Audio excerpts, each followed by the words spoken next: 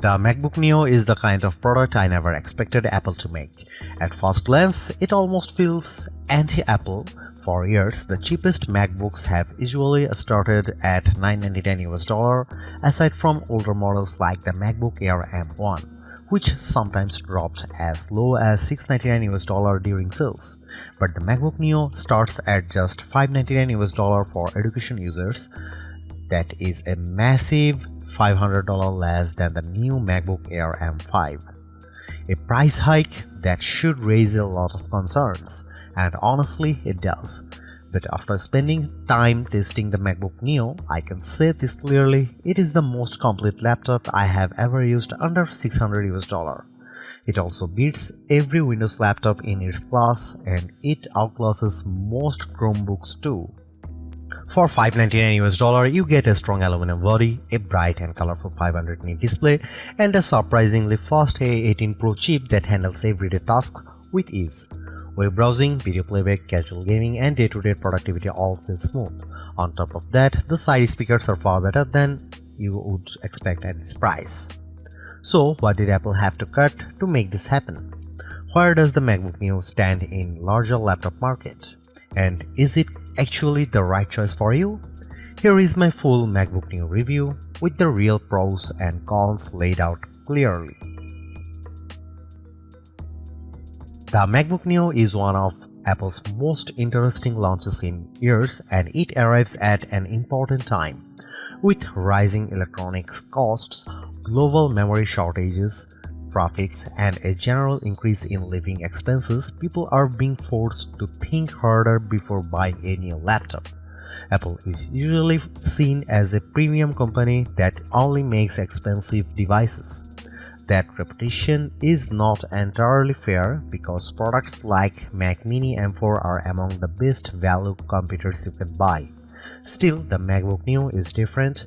This is Apple entering the budget and mid-range laptop space in a serious way for the first time. That market is normally dominated by low-cost Chromebooks and affordable Windows 11 laptops, and now Apple is stepping into that fight on its own terms. And Apple is being very clear about one thing. The MacBook Neo is affordable, but it is not cheap in the bad sense. It is not a stripped down, weak or unpleasant MacBook. You still get a solid aluminum laptop that looks and feels premium, now available in 4 fresh colors that bring back some of the fun Apple used to have with its product lineup.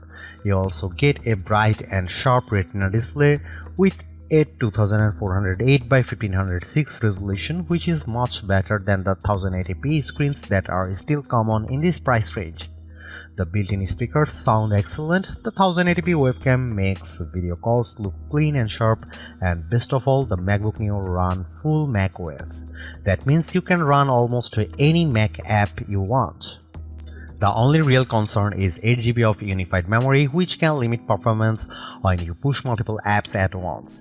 Even so, for everyday tasks, I had no major problems using the machine, and that makes it especially appealing for students.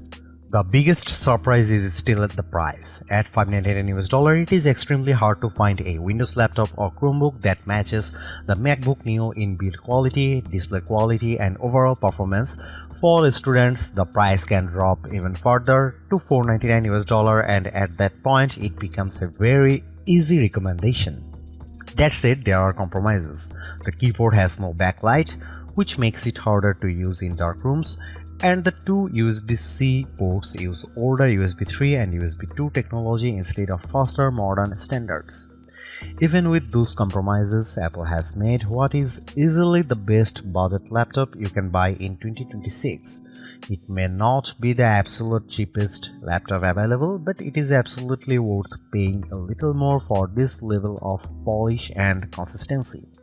Windows laptop makers and Chromebook makers have been put on notice. The MacBook Neo proves that Apple still knows how to make a budget product feel premium. Even though this is the least expensive MacBook in the lineup, it still looks and feels better than almost every laptop in its price range. The aluminum body, gives it a solid, durable and high-end feel. It also comes in 4 bright color options, and the review unit I tested was the citrus version, which is a vivid green shade that stands out in a good way. I also saw the color at the launch event. Silver is the classic Mac look, blush is a soft pink tone, and indigo is a deep blue.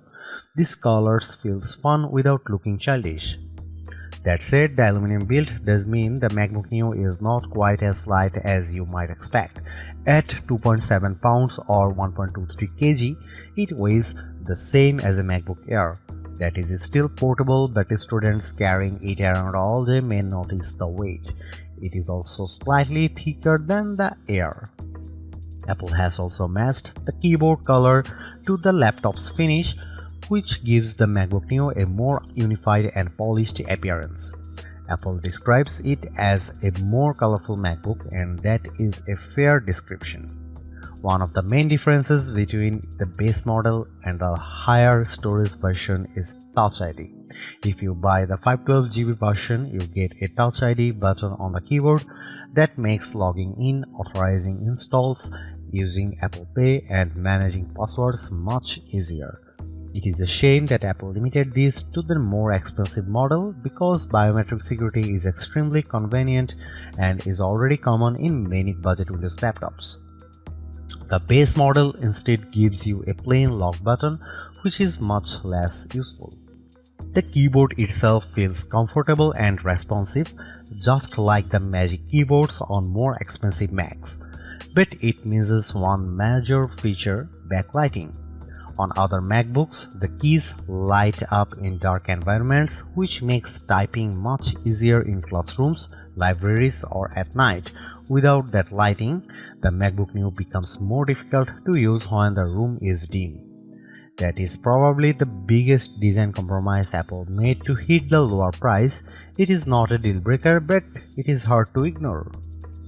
Along the left side, you get 2 USB-C ports.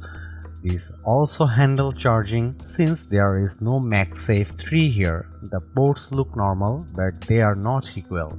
The rear port uses USB 3 speeds, which reach up to 10 Gbps. That is fine the most accessories, but it is much slower than the Thunderbolt 4 and Thunderbolt 5 ports on more expensive MacBooks. You can still connect a USB-C monitor and run it at 4K 60Hz, which is good. The second USB-C port is much slower because it uses USB 2 technology. That means speeds of just 60 MB per second, which is really only suitable for low-demand accessories like wired mice or keyboards. This is one of the more awkward cost-cutting decisions Apple made. The 2 ports look almost identical, but they behave very differently.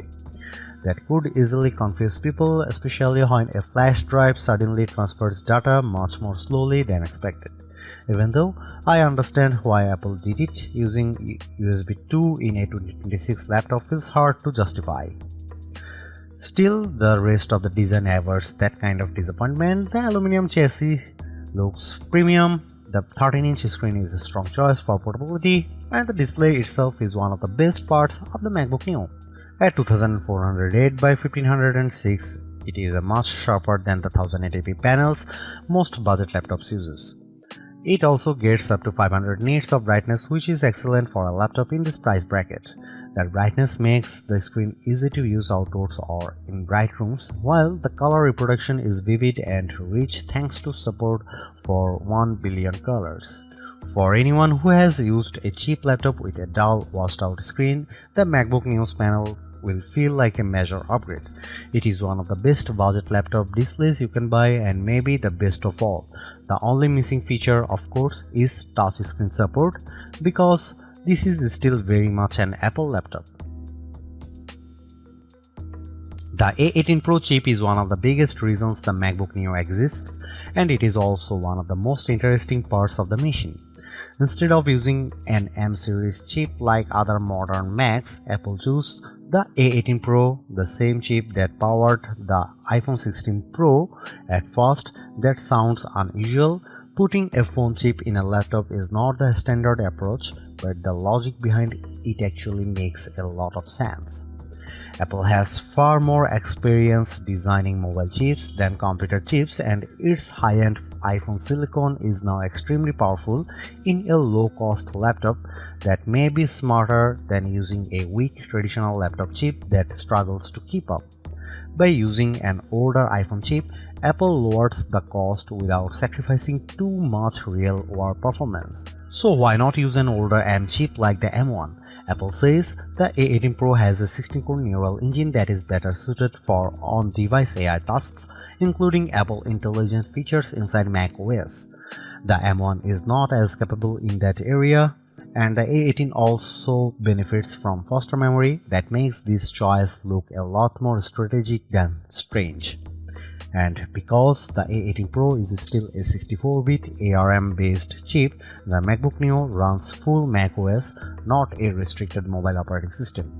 You are not stuck with iPhone apps. You can run standard Mac software just like you would on a MacBook Air, MacBook Pro, Mac Mini, or Mac Studio.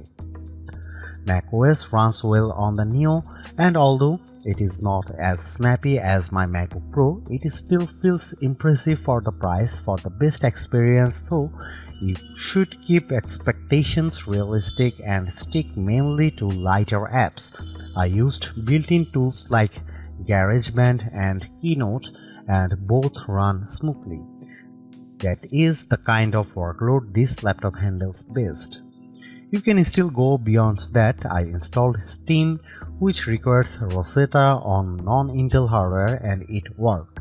That shows how open the MacBook Neo is compared with Chromebooks, which are still far more limited in the apps they can run. Some budget Windows laptops also ship with Windows 11 in S mode, which is basically a locked down version of Windows that awkward app restrictions.